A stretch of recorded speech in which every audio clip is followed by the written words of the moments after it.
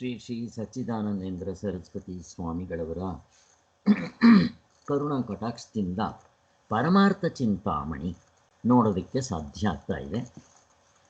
ಪರಮಾರ್ಥ ಚಿಂತಾಮಣಿಯಲ್ಲಿ 41 ಅವಸ್ಥೆಗಳಲ್ಲಿರುವ ಪರಸ್ಪರ ಸಂಬಂಧ ಮುಗಿಸಿದ್ವಿ.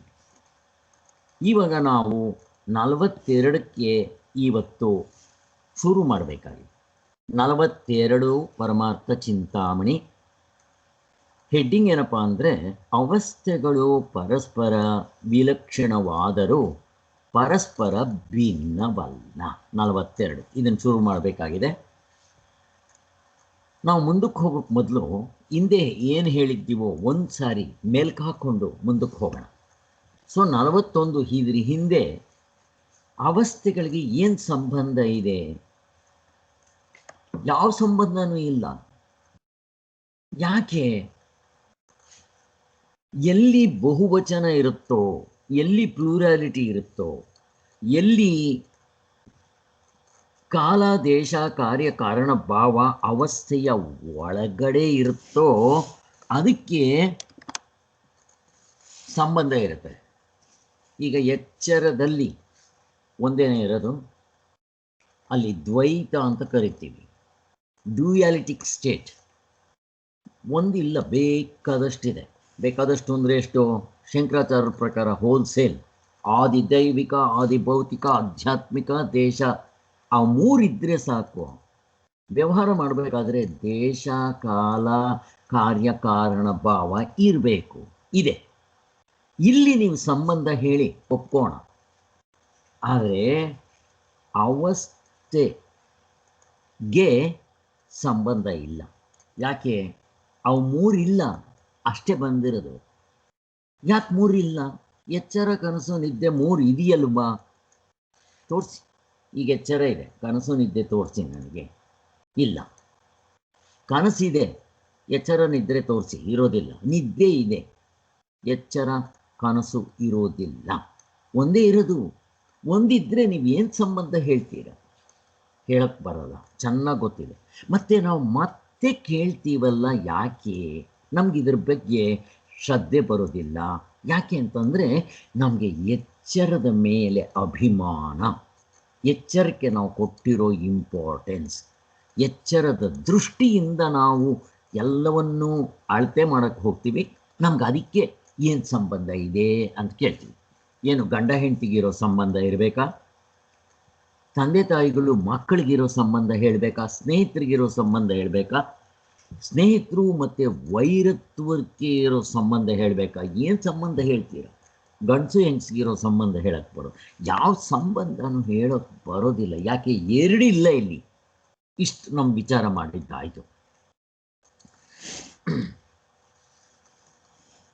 ಇಲ್ಲಿ ಎರಡಕ್ಕೂ ಮಧ್ಯದಲ್ಲಿ ಏನಾದರೂ ಗ್ಯಾಪ್ ಇದೆಯಾ? ಇಲ್ಲ. ಈಗ ಮಾವಿನ ಕಾಯಿ, ಪೀಚು ಕಾಯಾಗಿ ಹಣ್ಣಾಗಿದ್ದು ಮತ್ತು ವಾಪಸ್ ಬರಲ್ಲ, ಅದು ರಿವರ್ಸ್ ಡೈರೆಕ್ಷನಲ್ಲಿ. ಈ ಥರ ಏನಾದರೂ ಎಚ್ಚರ ಕನಸು ಹಿಂಗಾಗುತ್ತಾ? ಆಗೋದಿಲ್ಲ. ತೋರ್ಸೋಕ್ಕೆ ಬರಲ್ಲ. ಹಂಗಿರೋದಕ್ಕೆ ಆಗೋದು ಇಲ್ಲ. ಯಾವುದಾದ್ರೂ ಮಾರ್ಪಾಡಾಗ್ತಾ ಇದೆಯಾ? ಈಗ ಎಚ್ಚರ ಇದೆ, ನಾವು ನಿದ್ದೆಗೆ ಹೋಗ್ತೀವಿ. ಏನಾದರೂ ಬದಲಾವಣೆ ಆಗಿಬಿಟ್ಟು ಹೋಗ್ತೀವ ನಾವು? ಇಲ್ಲ. ಮತ್ತು ನಿದ್ದೆಯಿಂದ ಮತ್ತೆ ಎಚ್ಚರಕ್ಕೆ ಸಲೀಸಾಗಿ ಬಂದುಬಿಡ್ತೀವಿ. ಏನು ಬದಲಾವಣೆ ಆಗುತ್ತೆ? ಇಲ್ಲೇನಾದರೂ ಮಾರ್ಪಾಡಾಗುತ್ತಾ? ಒಂದು ಅವಸ್ಥೆಯಿಂದ ಇನ್ನೊಂದು ಅವಸ್ಥೆ ಅಕಸ್ಮಾತ್ ಬಂದು ಹೋದರೂ ಮಾರ್ಪಾಟಿಲ್ಲ, ಪರಿಣಮಿಸೋದಿಲ್ಲ, ರೂಪಗೊಂಡೋದಿಲ್ಲ. ಹಾಲು ಮೊಸರಾದಂಗೆ, ಮೊಸರು ಬೆಣ್ಣೆ ಆದಂಗೆ, ಬೆಣ್ಣೆ ತುಪ್ಪ ಆದಂಗೆ ಹಿಂಗೇನಾದರೂ ಬದಲಾವಣೆ ಆಗಬೇಕಾ? ಆಗೋದಿಲ್ಲ. ಮತ್ತು ನಿಮಗೆ ತುಪ್ಪ ಆಯಿತು, ನಮಗೆ ತುಪ್ಪ ಬೇಡ, ಬೆಣ್ಣೆ ಬೇಕು, ಆಗೋಲ್ಲ. ಬೆಣ್ಣೆ ಬೇಡ, ಮೊಸರು ಬೇಕು, ಆಗೋದಿಲ್ಲ. ಮೊಸರು ಬೇಡ, ಹಾಲು ಬೇಕು, ಆಗೋದಿಲ್ಲ. ಅದೇ ರೀತಿ ಅವಸ್ಥೆಗಳು ಹಂಗಿಲ್ಲ. ಇವಾಗ ಎಚ್ಚರ ಇದೆ, ಬೇಕು ಅಂದರೆ ನಾನು ಮಲಗಿದ್ರೆ ನಿದ್ದೆಗೆ ಹೋಗ್ಬಿಡ್ತೀನಿ. ತಿರ್ಗಾ ಬೇಡಪ್ಪ ನನಗೆ, ಎಚ್ಚರಕ್ಕೆ ಬಂದ್ಬಿಡ್ಬೋದು. ಇಲ್ಲ, ಕನಸು ಬೇಕು, ಕನಸ್ಗೆ ಹೋಗ್ಬಿಡ್ಬೋದು. ಹೆಂಗಿದೆ ನೋಡಿ.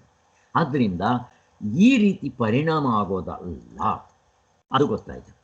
ಮತ್ತು ಇದು ಕಾಲ ದೇಶ ಕಾರ್ಯ ಕಾರಣ ಭಾವಗಳನ್ನು ಮೀರಿದೆ.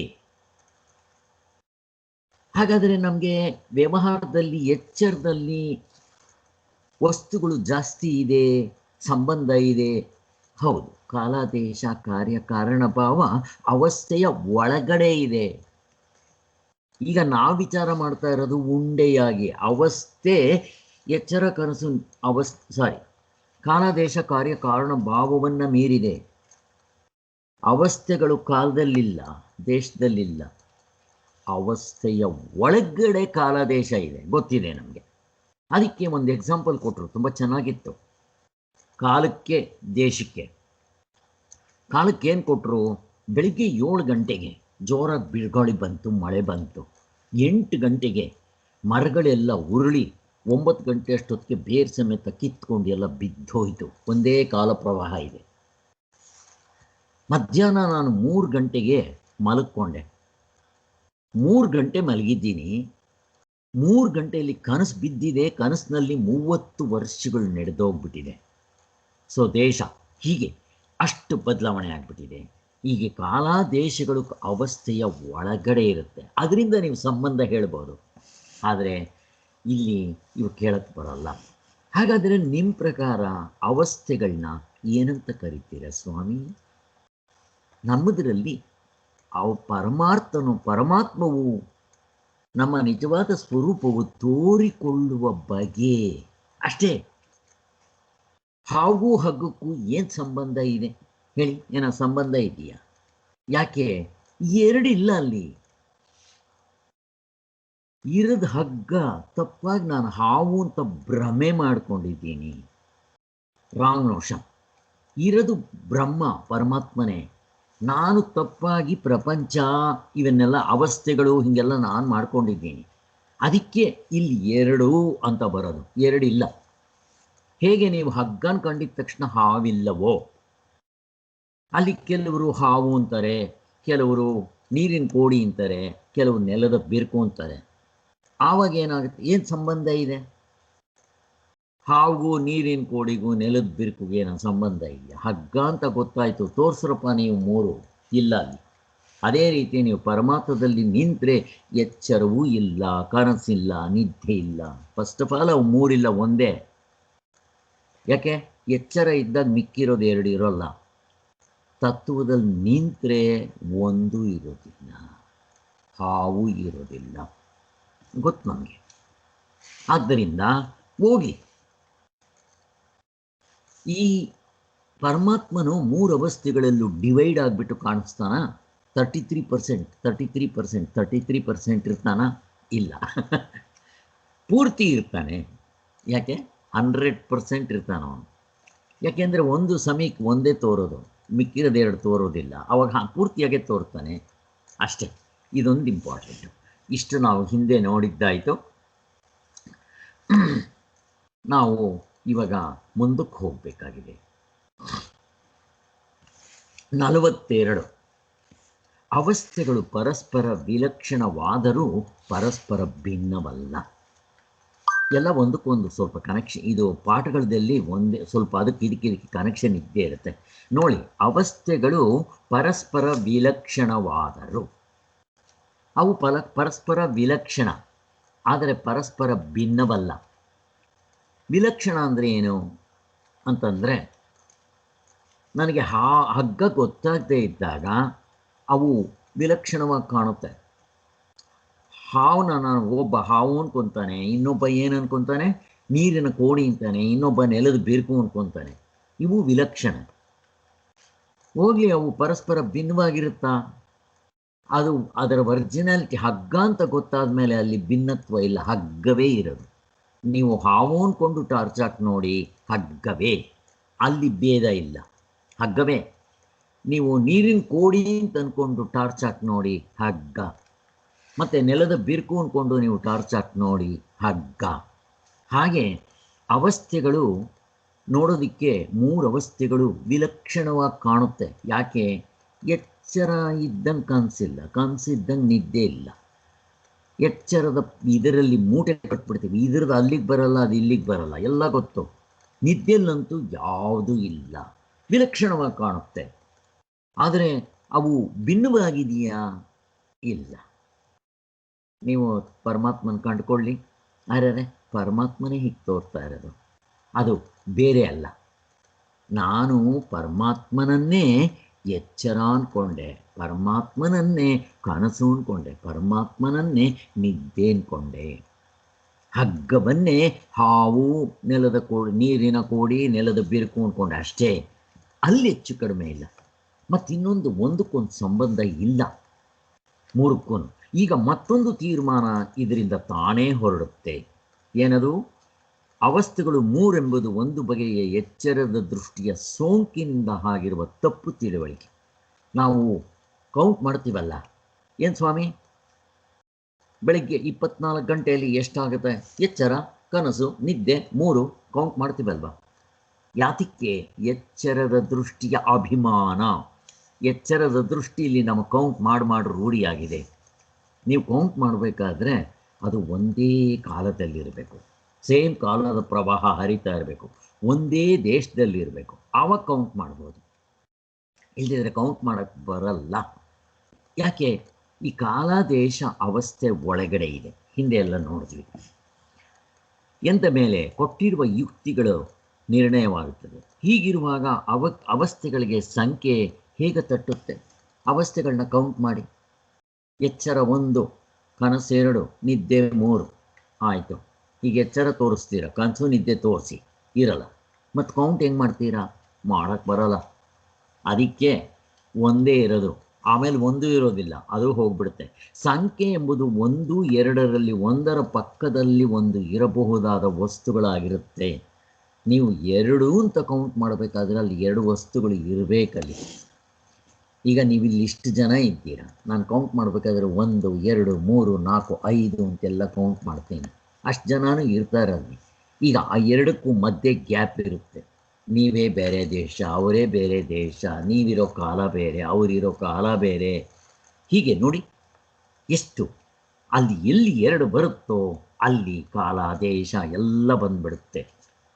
ಆದ್ದರಿಂದ ಅವಸ್ಥೆಗಳ ಒಳಗಡೆ ಇವೆಲ್ಲ ಆಗುತ್ತೆ. ಅವಸ್ಥೆ ಮೇಲೆ ಅದರ ಸೊಲ್ಲೆ ಇಲ್ಲ.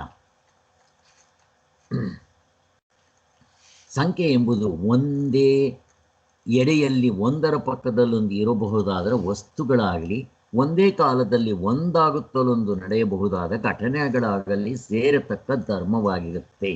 ಆದ್ದರಿಂದ ಕಾಲದ ಅನುಕ್ರಮ, ಕಾಲ ದೇಶ ಆಧಾರವೇ ಇಲ್ಲದ ಅವಸ್ಥೆಗಳಿಗೆ ಅವಸ್ಥೆಗಳು ಅಂತ ಕರೆಯೋದೇ ತಪ್ಪು ಅಲ್ವಾ? ಅದಕ್ಕೆ ಏನೋ ರೂಢಿನಲ್ಲಿ ಕರ್ಕೊಂಡ್ಬಿಟ್ಟಿದ್ದೀವಿ. ನಮಗೆ ಗೊತ್ತಿರೋದೇನು ಅವಸ್ಥೆ ಅಂತಂದರೆ ಪೀಚು ಕಾಯಾಗಿ ಹಣ್ಣಾಗೋದು ಮತ್ತು ವಾಪಸ್ ಆಗೋದಿಲ್ಲ. ಅದು ಇಲ್ಲಿ ಹಂಗಿಲ್ವೇ? ಸಲೀಸಾಗಿ ನಿದ್ದೆಗೆ ಹೋಗ್ಬಿಡ್ತೀನಿ, ಸಲೀಸಾಗಿ ಕನಸ್ಗೆ ಹೋಗ್ಬಿಡ್ತೀನಿ, ಮತ್ತು ಸಲೀಸಾಗಿ ಎಚ್ಚರಕ್ಕೆ ಬಂದುಬಿಡ್ತೀನಿ. ಅದರಿಂದ ಹೀಗೆ ಆಗೋದರಿಂದ ಇದನ್ನು ಅವಸ್ಥೆ ಅಂತ ಕರಿಬಾರ್ದು. ಬಟ್ ರೂಢಿ ಅಷ್ಟೇ. ಎಚ್ಚರದಲ್ಲಿ ಬೇರೆ ಹೆಸರಿನೇನು ಇಡೋಕ್ಕೆ ಬರೋಲ್ಲ ನನಗೆ. ನೀವು ಕರ್ಕೊಳ್ಳಿ, ಬಟ್ ಅರ್ಥ ಅದಲ್ಲ. ಚೆನ್ನಾಗಿ ಗೊತ್ತಾಗಿದೆ.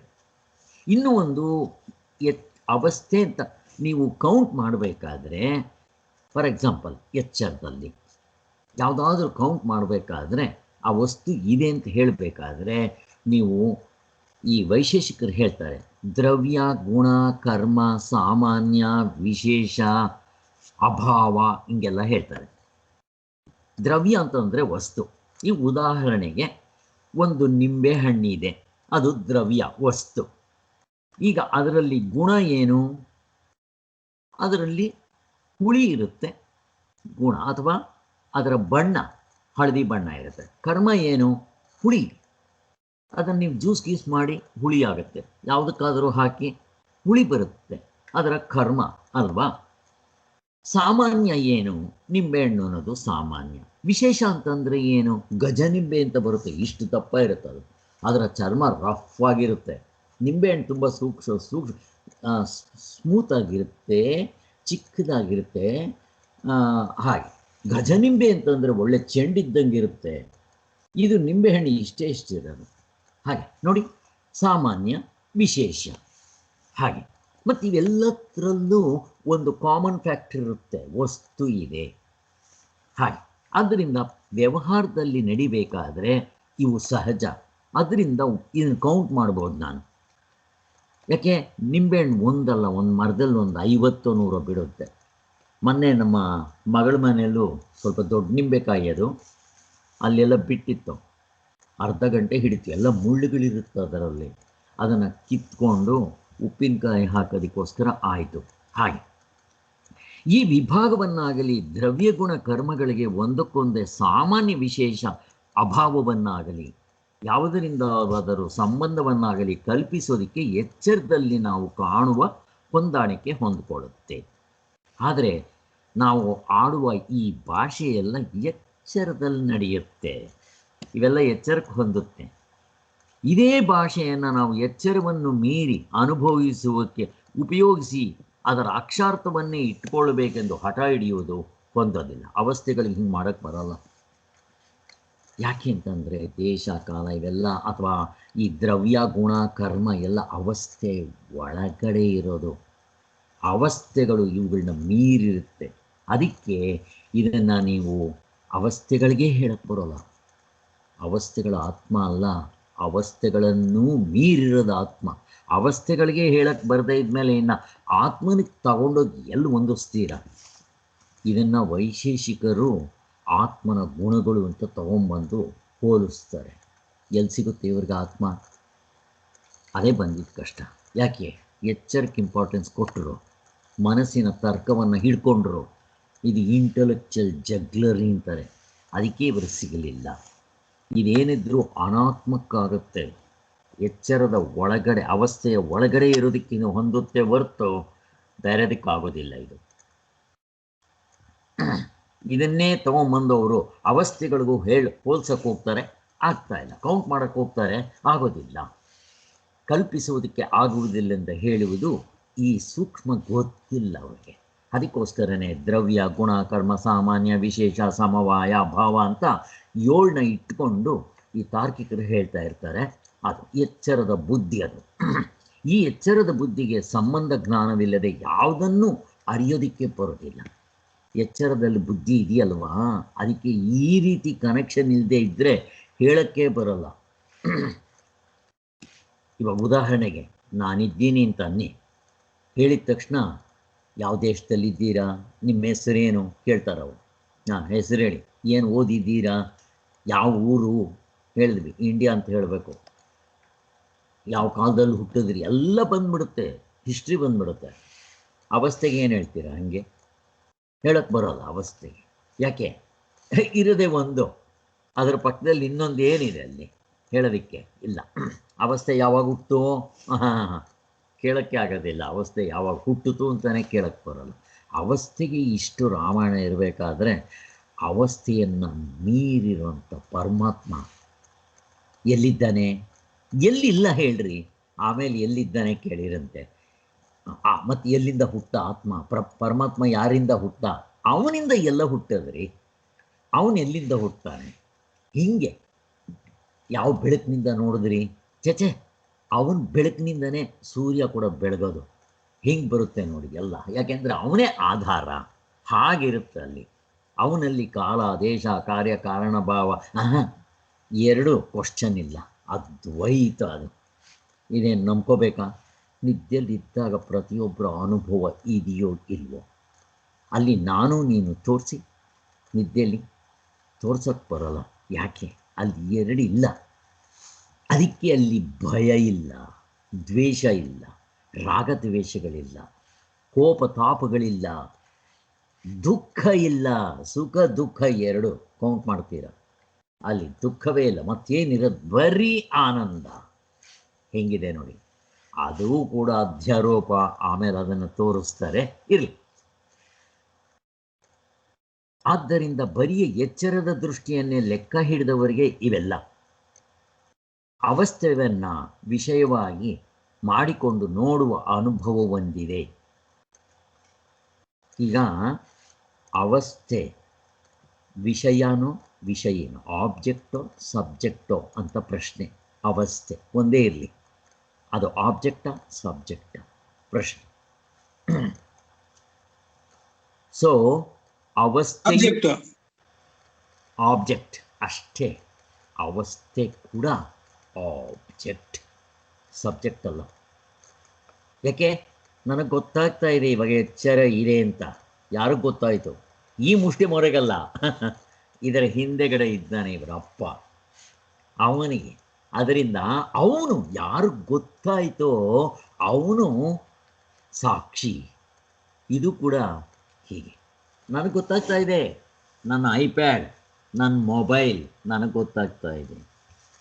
ಯಾವುದು ಗೊತ್ತಾಗುತ್ತೋ, ಯಾರಿಗೆ ಗೊತ್ತಾಯಿತು ಅವನು ಸಬ್ಜೆಕ್ಟು, ಗೊತ್ತಾಗಿದ್ದ ವಸ್ತು ಯಾವುದು ಅದು ಆಬ್ಜೆಕ್ಟ್. ಆದ್ದರಿಂದ ಅವಸ್ಥೆ ಕೂಡ ನಮಗೇನಾಯಿತು, ಆಬ್ಜೆಕ್ಟ್ ಆಗೋಯ್ತು. ಯಾರಿಗೆ? ಆತ್ಮನಿಗೆ. ಸಬ್ಜೆಕ್ಟ್ ಆತ್ಮ. ಹಾಗೆ ಈಗ ಅವಸ್ಥೆಯನ್ನು ನೋಡೋದಕ್ಕೆ ಏನು ಉಪಯೋಗಿಸಿದ್ರಪ್ಪ ನೀವು? ಕಣ್ಣುಗಳು ಉಪಯೋಗಿಸಿದ್ರ, ಕರ್ಮೇಂದ್ರಿಯಗಳು ಉಪಯೋಗಿಸಿದ್ರ, ಜ್ಞಾನೇಂದ್ರಿಯ ಉಪಯೋಗಿಸಿದ್ರ, ಅಂತಃಕರಣ ಮನಸ್ಸು ಬುದ್ಧಿ ಚಿತ್ತ ಅಹಂಕಾರ ಉಪಯೋಗಿಸಿದ್ರ, ಸೂರ್ಯನ ಬೆಳಕು ಉಪಯೋಗಿಸಿದ್ರ, ಚಂದ್ರನ ಬೆಳಕು ಉಪಯೋಗಿಸಿದ್ರ, ಆರ್ಟಿಫಿಷಿಯಲ್ ಲೈಟ್ ಉಪಯೋಗಿಸಿದ್ರ? ಏನು ಉಪಯೋಗಿಸಿದ್ರು? ಏನೂ ಬೇಕಾಗಿಲ್ಲ. ಅದಕ್ಕೇನಂತ ಕರೀತಾರೆ? ಡೈರೆಕ್ಟ್ ಇಂಟ್ಯೂಷನ್ ಅಂತಾರೆ. ಅದಕ್ಕೆ ನಿರ್ವಿಕಲ್ಪ ಅನುಭವ. ನಿರ್ವಿಕಲ್ಪ, ಕಲ್ಪನೆ ಇಲ್ಲದೇ ಇರೋದು, ಕಾಲ ದೇಶ ಕಾರ್ಯಕಾರಣ ಭಾವ ಇಲ್ಲದೇ ಇರೋದು, ಅವೆಲ್ಲ ಎಚ್ಚರದ ಒಳಗಡೆ, ಅವಸ್ಥೆ ಒಳಗಡೆ. ಅವಸ್ಥೆಯೇ ಉಂಡೆಯಾಗಿ ನೀವು ನೋಡಿದಾಗ ನಿರ್ವಿಕಲ್ಪ ಅನುಭವದಿಂದ ನೋಡ್ತಾ ಇದ್ದೀವಿ. ಇದಕ್ಕೇನು ಸಮಾಧಿ ಬರಬೇಕಾಗಿಲ್ಲ. ಮೊನ್ನೆ ಯಾರೋ ಇಂಟ್ಯೂಷನ್ ಅನ್ನೋದಕ್ಕೆ ಯೂಟ್ಯೂಬ್ನಲ್ಲಿ ಒಂದು ಎಕ್ಸಾಂಪಲ್ ಕೊಡ್ತಾ ಇದ್ರು ಅವರು. ಒಬ್ಬೊಬ್ಬೊಬ್ಬೊಬ್ಬ ಅದೆಷ್ಟು ಕಷ್ಟಪಡ್ತಾ ಇದ್ರು. ಇಂಟ್ಯೂಷನ್ ಅಂತಂದರೆ ಅವಳಿಗೆ ಕ್ಯಾಲ್ಕುಲೇಷನ್ ಲೆಕ್ಕ ಬರ್ತಾ ಇತ್ತಲ್ಲ, ಹಂಗೆ ಬರಬೇಕಂತೆ. ಪರಮಾತ್ಮ ಪ್ರತಿಯೊಬ್ಬರಿಗೂ ಇಂಟ್ಯೂಷನ್ ಕೊಟ್ಟು ಕಳಿಸಿದ್ದಾನೆ. ನಮಗೆಲ್ಲ ಇಂಟ್ಯೂಷನ್ ಇದೆ, ಯಾಕೆ ಇಂಟ್ಯೂಷನ್ ಇಲ್ವಾ? ಇದಕ್ಕೇನು ಎರಡು ಯೋಚನೆ ಮಾಡ್ತೀರಾ ನೀವು? ಏನ್ರಿ, ಯಾರನ್ನೇ ಕೇಳಿ, ವಾಚ್ಮೆನ್ ಕೇಳಿ, ನೀವು ಪಾಮರರನ್ನು ಕೇಳಿ, ಏನಪ್ಪ ಎಚ್ಚರ ಇದೆಯಾ, ಕನಸು ನಿದ್ದೆ, ಇವಾಗ ಏನಾಗಿದೆ ಸ್ವಾಮಿ? ಎಚ್ಚರದಲ್ಲಿ ಇರ್ತೀವಿ ಸ್ವಾಮಿ, ಇಂಟ್ಯೂಷನ್ ಇದೆ. ಇದಕ್ಕೇನು ಯೋಚನೆ ಮಾಡಬೇಕಾ? ಬರೀ ಇವ್ರಿಗೆ ಬ್ರಹ್ಮಜ್ಞಾನಿಗಳಿಗೆ ಮಾತ್ರ ಗೊತ್ತಿರೋದ? ಪ್ರತಿಯೊಬ್ಬರಿಗೂ ಗೊತ್ತಿದೆ ಇಂಟ್ಯೂಷನ್. ಬಟ್ ನಮ್ಗೆ ಅದನ್ನು ಉಪಯೋಗಿಸ್ಕೊಳ್ಳೋ ಕಲೆ ಗೊತ್ತಿಲ್ಲ. ಆ ಇಂಟ್ಯೂಷನ್ ಹೇಳೋದಕ್ಕೆ ಅವ್ರು ಎಷ್ಟು ಕಷ್ಟಪಟ್ಟರು ಅಂತಂದರೆ, ಅವ್ರು ಹೇಳ್ತಾರೆ ಇಂಟ್ಯೂಷನ್ ಅಂದರೆ ಏನು ಅಂತಂದರೆ ಠಕ್ ಅಂತ ಒಂದು ಆನ್ಸರ್ ಬರುತ್ತಂತೆ, ತಿರ್ಗಿ ಅದನ್ನು ಹೊಡೆದಾಕೋಕ್ಕಾಗಲ್ವಂತೆ. ಆ ಥರದ್ದು ಲೋಕಲ್ನಲ್ಲಿ ನಮ್ಮ ಪ್ರತಿಯೊಬ್ಬರಿಗೂ ಇರೋ ಎಕ್ಸಾಂಪಲ್ ಕೊಡೋಕ್ಕೆ ಬರಲಿಲ್ಲ. ಪಾಪ ಹೇಳ್ಕೊಡೋರಿಲ್ಲ ನೋಡಿ ನಮಗೆ. ಇವೆಲ್ಲ ಇಂಟ್ಯೂಷನಿಂದ ನೋಡೋದು ನಾವು. ಪ್ರತಿಯೊಬ್ಬರಿಗೂ ಇದೆ ಇಂಟ್ಯೂಷನ್. ಅವಳಿಗೇನೋ ಆ ಕ್ಯಾಲ್ಕುಲೇಷನ್ ಬಂತು. ಈಗ ಈ ಕ್ಯಾಲ್ಕುಲೇಷನ್ ಎಲ್ಲಿ ತಪ್ಪಾಗುತ್ತೆ ಹೇಳಿ ಸ್ವಾಮಿ? ಎಷ್ಟೊತ್ತು ಅಂತೀರಾ ನೀವು? ಇದನ್ನು ಹೇಳೋದಕ್ಕೆ ನಿಮ್ಗೆ ಅರ್ಧ ಗಂಟೆ ಬೇಕಾ? ಕ್ಯಾಲ್ಕುಲೇಟ್ ಮಾಡಬೇಕಾ? ಈಗ ಎಚ್ಚರ, ಕನಸು, ನಿದ್ದೆ ಮೂರು ಯಾವುದಿದೆ? ಎಚ್ಚರ ಇದೆ ಸ್ವಾಮಿ, ಮುಗಿದೋಯ್ತು. ಇದು ಇಂಟ್ಯೂಷನ್ನು. 1000 ಜನನ ಕೇಳ್ಕೊಂಬನ್ನಿ, ಪ್ರಪಂಚದಲ್ಲಿರೋ ಎಲ್ಲರನ್ನೂ ಕೇಳಿ, ಯಾರಾದರೂ ಒಬ್ರು ತಪ್ಪು ಹೇಳ್ತಾರೆ ನೋಡಿ. ಹುಚ್ಚ ಆದರೆ ಅವ್ನು ತಪ್ಪು ಹೇಳ್ತಾನೆ ಅಷ್ಟೇ, ಮೆಂಟಲ್ ಪೇಷಂಟ್, ಅವ್ರನ್ನ ಬಿಟ್ಬಿಡಿ. ಇದು ಇಂಟ್ಯೂಷನ್ನು. ಇದು ಎಂಥದ್ದು? ಇದು ಅನುಭವ, ನಿರ್ವಿಕಲ್ಪ ಅನುಭವ. ಇದಕ್ಕೇನಾದರೂ ಇದು ಉಪಯೋಗಿಸ್ಬೇಕಾ? ಇಂದ್ರಿಯಗಳು ಎಚ್ಚರದಲ್ಲಿ ನೀವು ವಸ್ತುಗಳು ಜ್ಞಾನ ಆಗಬೇಕಾದ್ರೆ ನೀವು ಏನೇನು ಉಪಯೋಗಿಸ್ತೀರೋ ಇಲ್ಲಿ ಒಂದು ಉಪಯೋಗಿಸ್ಬೇಕಾಗಿಲ್ಲ. ಇದೆಯೋ ಇಲ್ವೋ ಅನುಭವ. ಮತ್ತು ಏನಾಗಿ ನೋಡ್ತಾ ಇದ್ದೀರಾ ನೀವು? ಆತ್ಮನಾಗಿ ನೋಡ್ತಾ ಇದ್ದೀರಾ, ಮುಗಿದೋಯ್ತು. ಆತ್ಮನಿಗೆ ಇನ್ಸ್ಟ್ರೂಮೆಂಟ್ಸ್ ಬೇಕಾ? ಭಗವದ್ಗೀತೆಯಲ್ಲಿ ಏನು ಹೇಳಿದ್ರು? ಮೊದಲು ಎತ್ಕೊತಾನೆ, ಎಲ್ಲದ ಕೈ ಕಾಲುಗಳು ಅವನೇ, ತಲೆ ಅವನೇ, ಕಿವಿ ಅವನೇ, ಮೂಗು ಅವನೇ, ನಾಲ್ಗೆ ಅವನೇ, ಮನಸ್ಸು ಬುದ್ಧಿ ಚಿತ್ತ ಅಹಂಕಾರ ಎಲ್ಲವೂ ಅವನೇ ಅಂತಂದರು. ಆಮೇಲೆ ಏನು ಹೇಳಿದ್ರು? ಅವನಿಗಿದು ಯಾವುದೂ ಇಲ್ಲ ಅಂತ ಹೇಳಿದ್ರು. ಅಧ್ಯಾರೋಪ. ಈಗ ನೀವು ಅವಸ್ಥೆ ನೋಡೋದಕ್ಕೆ ಏನಪ್ಪ ಉಪಯೋಗಿಸಿದ್ರಿ? ಕಣ್ಗಳು ಬೇಕಾ? ಇಂದ್ರಿಯಗಳು ಬೇಕಾ? ಕರ್ಮೇಂದ್ರಿಯ ಬೇಕಾ? 19 ಮುಖಗಳು ಬೇಕಾ? ಅಥವಾ ಆದಿ ಭೌತಿಕ ಬೇಕಾ? ಬೇರೆಯವ್ರ ಸಹಾಯ ಬೇಕಾ ನಿಮಗೆ? ಭೌತಿಕ ಬಿಡಿ, ಆದಿ ದೈವಿಕ ಸೂರ್ಯನ ಬೆಳಕು ಬೇಕಾ? ಚಂದ್ರನ ಬೆಳಕು ಏನು ಬೇಕು ನಿಮಗೆ? ಎಂಥದ್ದು ಬೇಡ. ನಿದ್ದೆನಲ್ಲಿ ಏನಾದರೂ ಬೆಳಕು ತೊಗೊಂಡೋಗ್ತೀರಾ ನೀವು? 100 ಪ್ರಶ್ನೆ ಕೇಳಲಿ, ಎಲ್ಲರೂ ಪಟ್ಟ ಪಟ್ಟ ಪಟ್ಟ ಪಟ್ಟ ಹೇಳ್ತಾರೆ. ಏನ್ರಿ ನಿದ್ದೆಯಲ್ಲಿ ಏನು ದುಃಖ ಆಗ್ತಾಯಿತ್ತು? ಬಿಡಿ ಸ್ವಾಮಿ, ಎಲ್ಲಾಗುತ್ತೆ ದುಃಖ. ಅಲ್ಲೇನು ಗಂಡಸಾಗಿದ್ದರೆ ಹೆಂಗಸಾಗಿದ್ದೆ? ಬಿಡಿ ಸ್ವಾಮಿ, ಏನು ಗೊತ್ತಾಗಲ್ಲ. ಇದು ಇಂಟ್ಯೂಷನ್ ಅಲ್ವಾ? ಇದು ಇಂಟ್ಯೂಷನ್, ಇದು ನಿರ್ವಿಕಲ್ಪ ಅನುಭವ. ನಮ್ಗೆ ಎಚ್ಚರದಲ್ಲಾಗುತ್ತೆ ನೋಡಿ. ಇಲ್ಲ, ನಿರ್ವಿಕಲ್ಪ ಅಂದ್ರೆ ಏನು ಎಕ್ಸಾಕ್ಟ್ ಆಗಿ ಮೀನಿಂಗ್? ಕಲ್ಪನೆ ಸಿಗದಿರೋದು, ಕಲ್ಪನೆ ಇಲ್ಲದೆ ಇರೋದು. ಕಲ್ಪನೆ ಬೇಕಾಗಿಲ್ಲ. ಈಗ ಎಚ್ಚರದಲ್ಲಿ ಇವಾಗ ಫಾರ್ ಎಕ್ಸಾಂಪಲ್ ನನಗೆ ಕಲಾವರು ಬಂದಿದ್ದಾರೆ ಅಂತ ಅಂದಿದ ತಕ್ಷಣ ನಾನು ಸ್ವಲ್ಪ ನೋಡ್ಬೇಕಿಲ್ಲಿ, ತಾಳಿ ಕಲಾವರು ಅವ್ರ ಫೋಟೋ ಕಾಣಿಸ್ತಾ ಇಲ್ಲ, ನಾನು ಟೈಮ್ ತಗೋಬೇಕಿಲ್ಲಿ.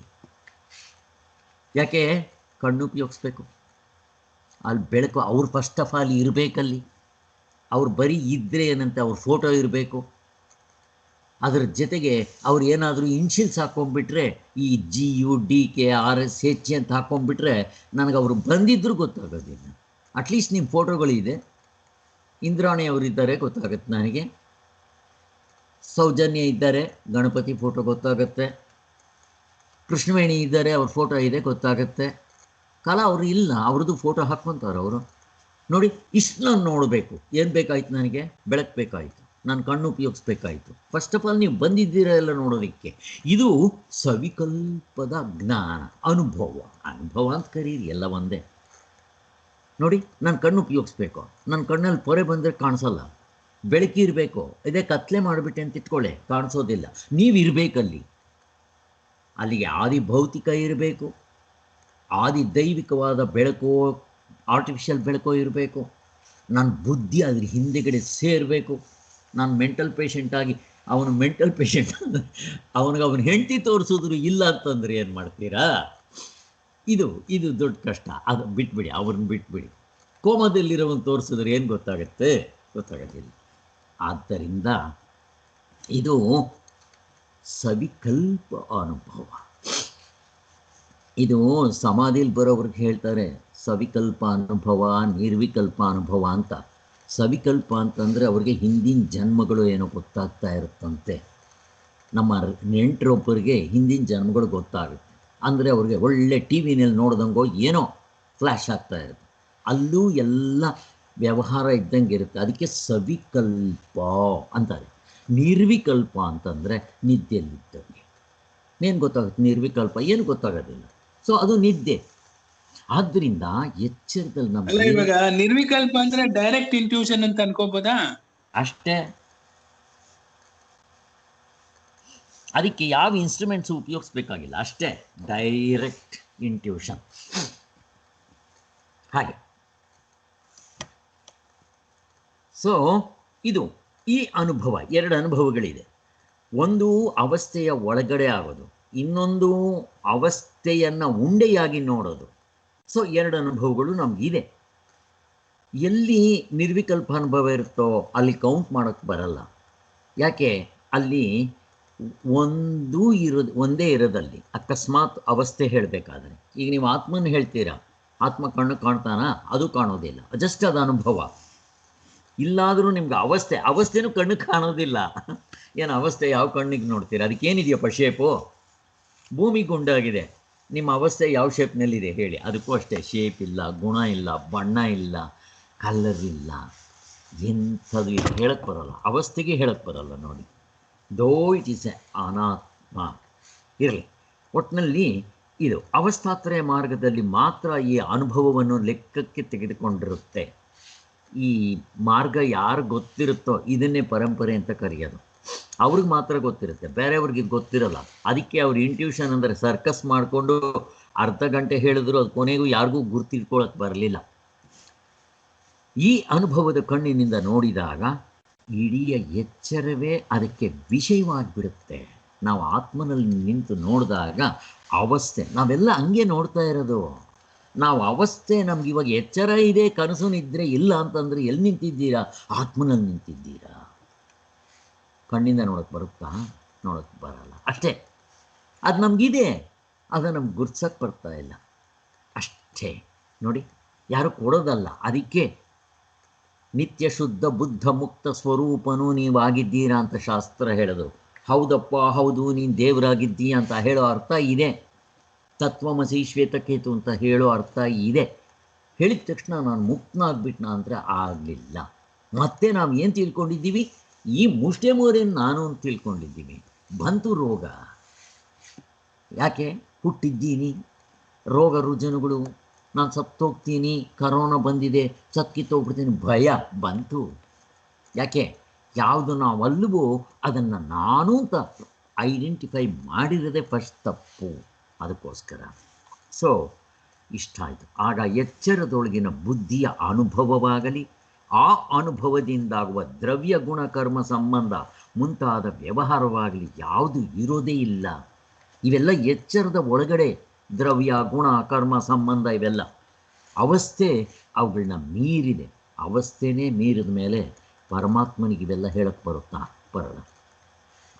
ಈ ಅನುಭವದ ಆಧಾರದಿಂದ ನೋಡಿದರೆ ಎಚ್ಚರವು ಒಂದು ಕೂಡ ಅಲ್ಲ.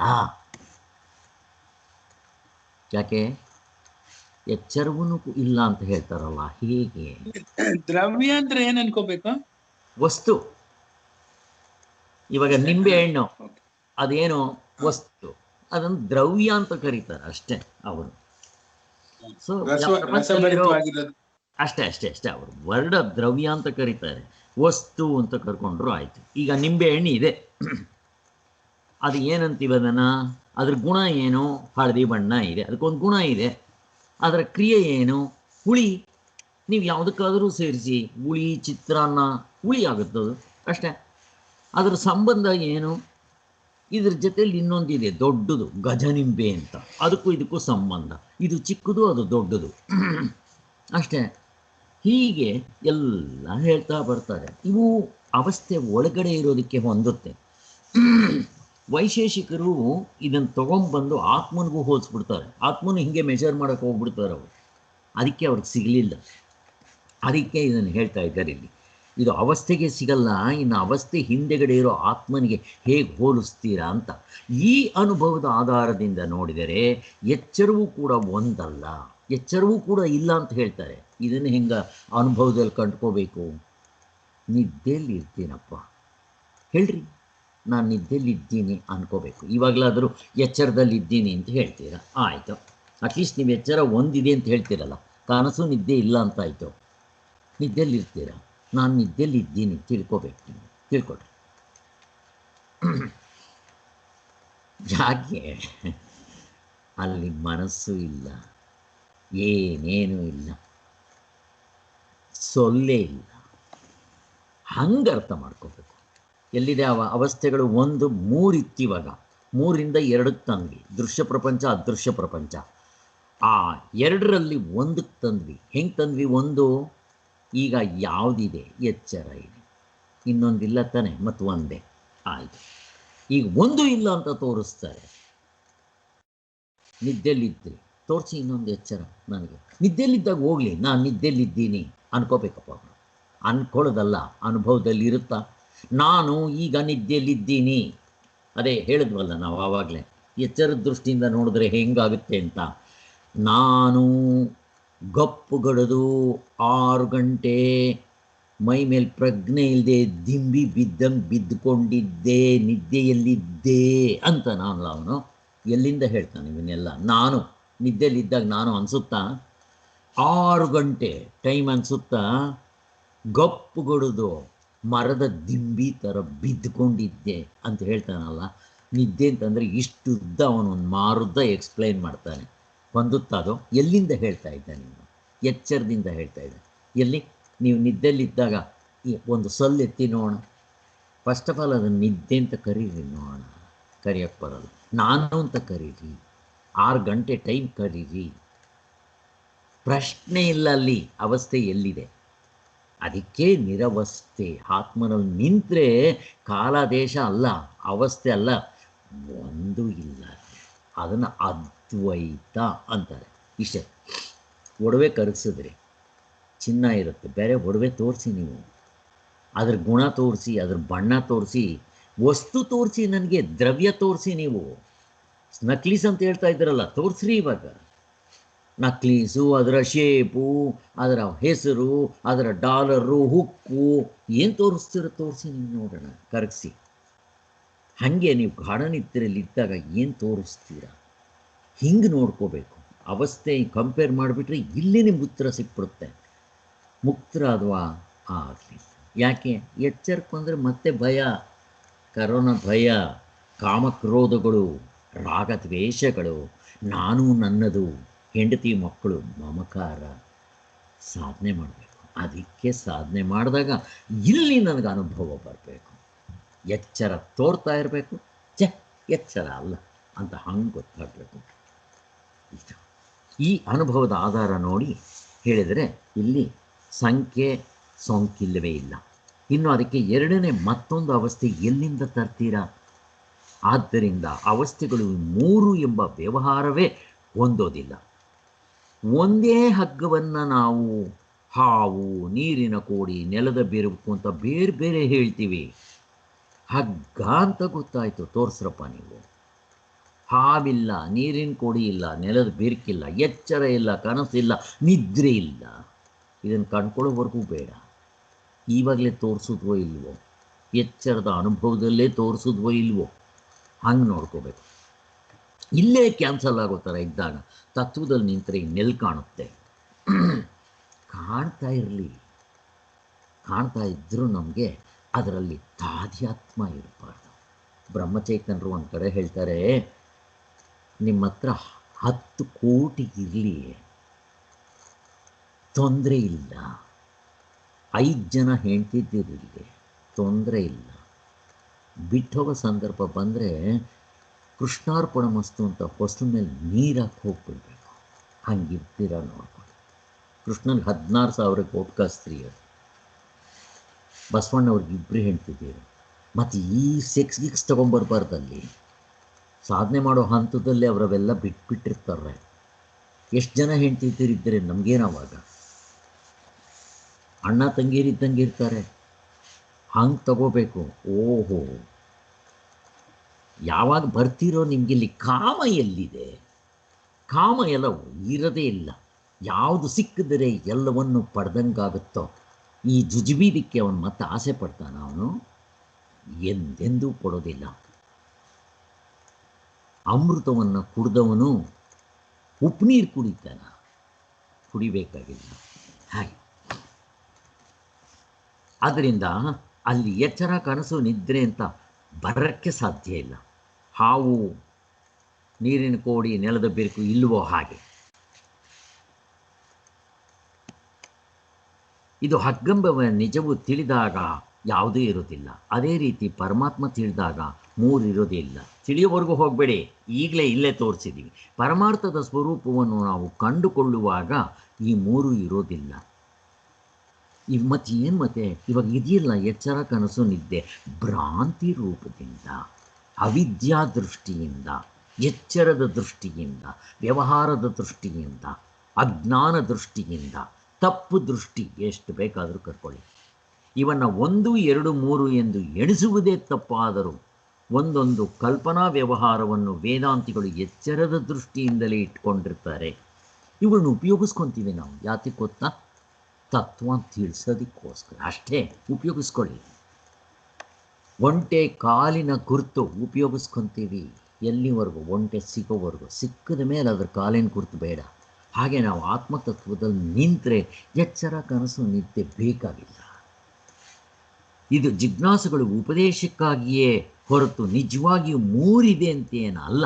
ಮಾಂಡುಕ್ಯಕಾರಿಕೆ ನೋಡಿ, ಅಲಾತ ಶಾಂತಿ ಪ್ರಕರಣದಲ್ಲಿ. ಇನ್ನು ಮುಂದೆ ನಾವು ಅವಸ್ಥೆಗಳು 3 ಎಂದು ವ್ಯವಹಾರದಲ್ಲಿ ಹೇಳ್ತಾ ಇದ್ದರೂ ಕೂಡ ಈ ರಹಸ್ಯ ನೆನಪಿರಬೇಕು. ನೀವು ಕರ್ಕೊಳ್ಳಿ, ಬಟ್ ನಿಮಗೆ ನೆನಪಿದ್ರೆ ಸಾಕಷ್ಟೇ.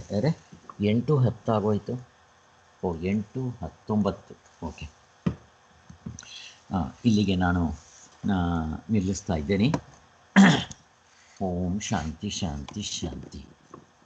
ಇಲ್ಲಿ ಸ್ವಾಮೀಜಿಯವರ ಆರಾಧನೆ ಇರೋದರಿಂದ ಇಲ್ಲಿ ಫಸ್ಟ್ ಒಂದು ಭಜನೆ ಮಾಡಿಬಿಟ್ಟು ಆಮೇಲೆ ಗೋಪಾಲ್ ಅವ್ರನ್ನ ಕೇಳೋಣ ಏನಾಯಿತು ಅಂತ. ಅವ್ರು ಎಕ್ಸ್ಪ್ಲೇನ್ ಮಾಡ್ತಾರೆ. ಸ್ವಾಮೀಜಿಯವರು ಸ್ವಂತ ಬರೆದು ರಾಗ ಹಾಕಿ ಹಾಡಿದ್ದಾರೆ. ತುಂಬ ಚೆನ್ನಾಗಿದೆ. ಬದುಕಿನಲ್ಲಿ ಉತ್ತಮರೆಂದು ಎನ್ನಿಸಿಕೊಳ್ಳಿರೋ. ಹೇಳಿ ನೀವು, ನಿಮ್ಮ ಇದರಲ್ಲಿ ಹೇಳಿ. ಬದುಕಿನಲ್ಲಿ ಉತ್ತಮರೆಂದು ಎನ್ನಿಸಿಕೊಳ್ಳಿರೋ, ಜೀವನವೆಲ್ಲ ನಲುಮೆಯಿಂದ ಬೆಳಗಿಕೊಳ್ಳಿರೋ. ಜೀವನವೆಲ್ಲ ನಲುಮೆಯಿಂದ ಬೆಳಗಿಕೊಳ್ಳಿರೋ. ದುಷ್ಟ ದುರ್ಜನ ಪಾಪಿ ಜನರಲ್ಲಿ ಸೇರಬೇಡಿರೋ. ದುಷ್ಟ ದುರ್ಜನ ಪಾಪಿ ಜನರಲ್ಲಿ ಸೇರಬೇಡಿರೋ. ಮೋಸ ವಂಚನೆಗಾಸಿ ಜನರಲ್ಲಿ ಸುಳಿಯಬೇಡಿರೋ. ಮೋಸ ವಂಚನೆಗಾಸಿ ಜನರಲ್ಲಿ ಸುಳಿಯಬೇಡಿರೋ. ಎಂಥ ಹಾಡಿದು. ಮುತ್ತಿನಂಥ ಮಾತಿದನ್ನು ಮರೆಯಬೇಡಿರೋ. ಮುತ್ತಿನಂಥ ಮಾತಿದನ್ನು ಮರೆಯಬೇಡಿರೋ. ಜೀವನವೆಲ್ಲ ನಲುಮೆಯಿಂದ ಬೆಳಗಿಕೊಳ್ಳಿರೋ. ನಡೆನುಡಿಯಲ್ಲಿ ವಿನಯ ಸಹನೆ ತಾಳಿಕೊಳ್ಳಿರೋ. ನಡೆನುಡಿಯಲ್ಲಿ ವಿನಯ ಸಹನೆ ತಾಳಿಕೊಳ್ಳಿರೋ. ಬಿರುಸಿನ ನಡೆನುಡಿಯಾಡದಂತೆ ನೋಡಿಕೊಳ್ಳಿರೋ. ಬಿರುಸಿನ ನಡೆನುಡಿಯಾಡದಂತೆ ನೋಡಿಕೊಳ್ಳಿರೋ. ಮುತ್ತಿನಂಥ ಮಾತಿದನ್ನು ಮರೆಯಬೇಡಿರೋ. ಜೀವನವೆಲ್ಲ ನಲುಮೆಯಿಂದ ಬೆಳಗಿಕೊಳ್ಳಿರೋ. ಸದ್ಗುಣ ತುಂಬಿ ಶಾಂತರಾಗಿ ದಿನವೂ ಬಾಳಿರೋ. ಸದ್ಗುಣ ತುಂಬಿ ಶಾಂತರಾಗಿ ದಿನವೂ ಬಾಳಿರೋ. ಇದುವೇ ದೇವರು ಮೆಚ್ಚುವಂತ ತಪವೂ ಕಾಣಿರೋ. ಇದುವೇ ದೇವರು ಮೆಚ್ಚುವಂತ ತಪವೂ ಕಾಣಿರೋ. ಮುತ್ತಿನಂತ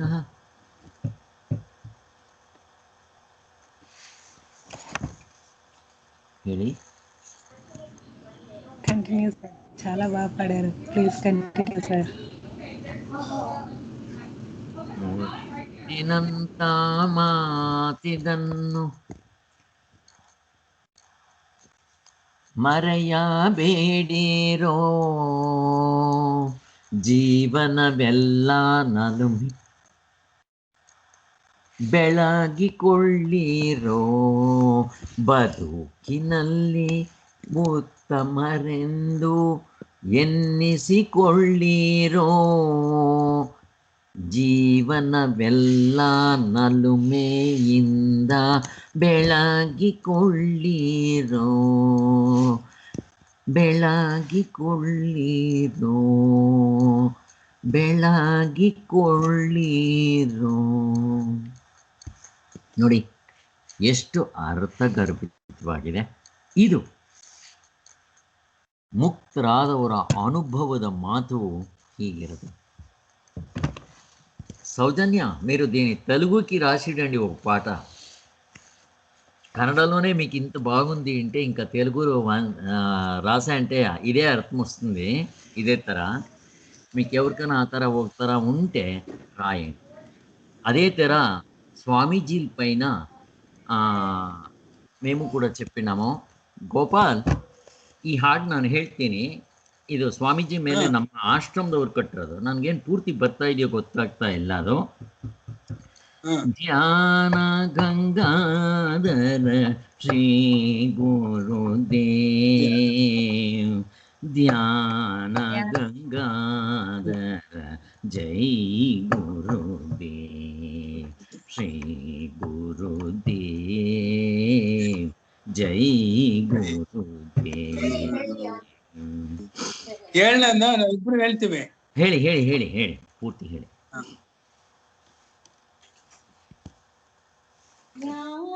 गंगाधर श्री गुरुदेव ज्ञान गंगाधर जय गुरुदेव ज्ञान गंगाधर श्री गुरुदेव ज्ञान गंगाधर जय गुरुदेव प्रेम गंगाधर श्री गुरुदेव करुणा सागर जय गुरुदेव प्रेम गंगाधर श्री गुरुदेव करुणा सागर जय गुरुदेव श्री गुरुदेव जय गुरुदेव ज्ञान गंगाधर श्री गुरुदेव ध्यान गंगाधर जय गुरुदेव प्रेम गंगाधर श्री गुरुदेव करुणा सागर जय गुरुदेव श्री गुरुदेव जय गुरुदेव श्री गुरुदेव जय गुरुदेव ಆಶ್ರಮದಲ್ಲಿ ಏನಾಯಿತು ಶಾರ್ಟ್ ಅಂಡ್ ಬ್ರೀಫ್ ಆಗಿ ತೆಲುಗುನಲ್ಲಿ ಹೇಳಿ. 11 ಗಂಟೆಗೆ ಸುಮಾರು 11 ಗಂಟೆಗೆ ಒಂದ್ ನಿಮಿಷ ತೆಲುಗುನಲ್ಲಿ ಹೇಳಿ. ಸೌಜನ್ಯ ಅವರು ಇದ್ದಾರೆ ಇವಾಗ. ಐ ಥಿಂಕ್ ಎಲ್ರಿಗೂ ತೆಲುಗು ಬರುತ್ತೆ ಅನ್ಸುತ್ತೆ. ఓకే ಹೇಳಿ. సరిగ్గా 11 గంటలకి 10:30 మా బావాళ్ళు వచ్చి అంతా పూలహారాలంతా ఎత్తుకొని వచ్చి దీని క్లీన్ గా ధ్యాన మందిరంలో మాతాజీ ఫోటోకి, కన్యాకుమారి స్వామీజీ ఫోటోలకి, మహారాజీ ఫోటోకి, అమ్మడిక కన్యాకుమారి దేవికి అంత అలంకారం చేసి అక్కడ యావదేదో ಇದು సమాధి మందిర్లో అక్కడంతా ఫోటోలకి హారాలు వేసి 11 గంటలు కరెక్ట్ గా స్టార్ట్ చేస్తామంటే మాకు ఇంటర్నెట్ ప్రాబ్లం అయ్యా, మానస పూజకి డిస్టర్బ్ అయ్యా. అందుకే వీళ్ళు ఉమా రంగరాజ్ వాళ్ళు క్లీన్ గా ఇంటర్నెట్ చిక్కలేదు, దానికి వాళ్ళు పాఠం రూపంలోనే 15 నిమిషాలు క్లీన్ గా అంతా చెప్పి మానస పూజ అయిన మడక మహాంగళారతి అంతా చేసిన మడక అందరూ 5 నిమిషాలు మాట్లాడ్రి. ఆ మడక ప్రభాకర్ మాట్లాడ్రి. వీళ్ళు మాతాజీ వాళ్ళు పంపించిండే ఆశీర్వచన పత్రము చదువురి. అదే మడక నేను 5 నిమిషాలు మాట్లాడితే ఆమెడిక శాంత వాళ్ళు మాట్లాడ్రి, చంద్రకళ మాట్లాడ్రి, విశాల మాట్లాడ్రి, ఉమా రంగరాజ్ మాట్లాడ్రి, రంగరాజ్ మాట్లాడ్రి, మాణిక్య మాట్లాడ్రి. 5 నిమిషాలంతా మాట్లాడి 2:45 3 గంటలు ఆయా. ఆమెడిక ప్రసాద భోజనం చేసుకొని 6 గంటలకి 5:30 6 గంటలకి సెషన్ అంతా క్లోజ్ చేసుకొని వస్తుంది. అంతా బాగా ఆయా. మాతాజీ వాళ్ళకి మాట్లాడిండ్రి. So okay fine. ಫೋಟೋಗಳು ತೆಗೆದಿದ್ದೆ. ಫೋಟೋ ಶೇರ್ ಮಾಡ್ತಾ ಇದ್ವಿ ನೋಡಿ ಸ್ವಾಮೀಜಿ ಅವರು. ಸರ್